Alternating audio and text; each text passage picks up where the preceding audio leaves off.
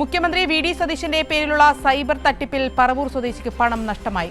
ധൻ യോജന എന്ന പേരിൽ insurance claim ലഭിക്കുമെന്ന് വാഗ്ദാനം ചെയ്താണ് പണം തട്ടിയത്. സംഭവത്തിൽ ആലുവ റൂറൽ സൈബർ പോലീസ് കേസെടുത്ത് അന്വേഷണം ആരംഭിച്ചിട്ടുണ്ട്. ഇപ്പോൾ വിവരങ്ങളുമായി തിയോഫിൻ കൂടി ചേരുകയാണ്. തിയോഫിൻ, എന്തൊക്കെയാണ് വിശദാംശങ്ങൾ? മുഖ്യമന്ത്രിയുടെ പേരിലാണ് ഇപ്പോൾ ഒരു തട്ടിപ്പ് നടന്നിട്ടുള്ളത്. അതിൽ പണം നഷ്ടമായെന്ന് തന്നെയാണ് ഇപ്പോൾ പരാതിക്കാരി അടക്കം ഉന്നയിച്ചിട്ടുള്ളത്. മറ്റു വിശദാംശങ്ങൾ എന്തൊക്കെയാണ്?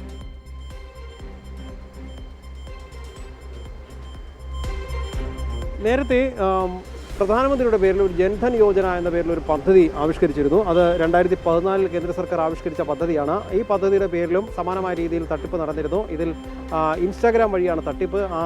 ഇൻസ്റ്റാഗ്രാം വഴി വരുന്ന ഇത് പരസ്യത്തിൽ പറയുന്നത് ജൻധൻ യോജന പദ്ധതി വഴി എല്ലാ ബാങ്ക് അക്കൗണ്ടുകളിലേക്കും 5000 രൂപ എത്തും എന്നായിരുന്നു സോഷ്യൽ മീഡിയ വഴി ഉണ്ടായിരുന്ന പ്രചാരണം. ഈ സമാന രീതിയിൽ മുഖ്യമന്ത്രി വി.ഡി. സതീശൻ്റെ ചിത്രം വെച്ചും ഇൻസ്റ്റാഗ്രാമിലൂടെ ഒരു തട്ടിപ്പ് അരങ്ങേറി.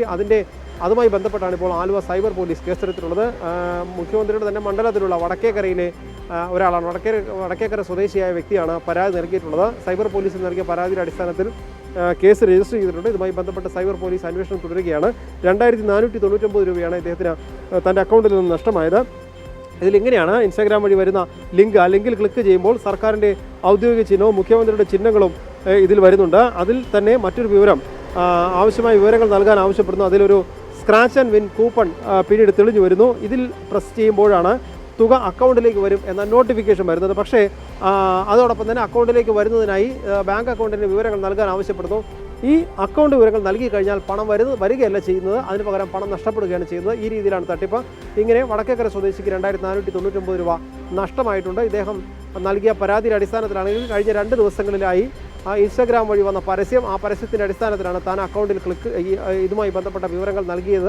അതിലൂടെയാണ് തനിക്ക് പണം നഷ്ടമായതെന്ന പരാതി നൽകിയിട്ടുണ്ട്. സമാനമായ രീതിയിലുള്ള തട്ടിപ്പ് പലയിടത്തും അരങ്ങേറിയിട്ടുണ്ടെന്നാണ് വിവരം. എന്തായാലും ഇതുമായി ബന്ധപ്പെട്ട് കൂടുതൽ പരാതികൾ ഇനി ഉണ്ടാകാനുള്ള സാധ്യതയുണ്ട്. നിലവിൽ എറണാകുളം റൂറൽ സൈബർ പോലീസ് ഇതുമായി ബന്ധപ്പെട്ട അന്വേഷണം തുടരുകയാണ്. തീർച്ചയായും ഇൻസ്റ്റാഗ്രാം വഴി തട്ടിപ്പ് നടത്തിയാണ് ഇപ്പോൾ മുഖ്യമന്ത്രിയുടെ പേരിൽ ഇത്തരമൊരു തട്ടിപ്പ് നടന്നിട്ടുള്ളത്.